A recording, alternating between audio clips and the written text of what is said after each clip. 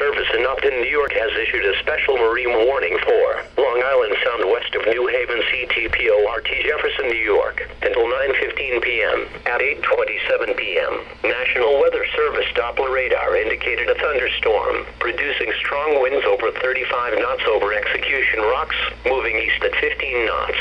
The thunderstorm will be near Hempstead Harbor around 8:35 p.m., Captain Harbor around 8:50 p.m., Stamford Harbor around 9 p.m., Cold Spring Harbor around 9:05 p.m., Huntington Bay, Long Neck Point, Norwalk Islands around 9:15 p.m. Mariners can expect gusty winds, high waves, dangerous lightning, and heavy rains. Boaters should seek safe harbor immediately until this storm passes.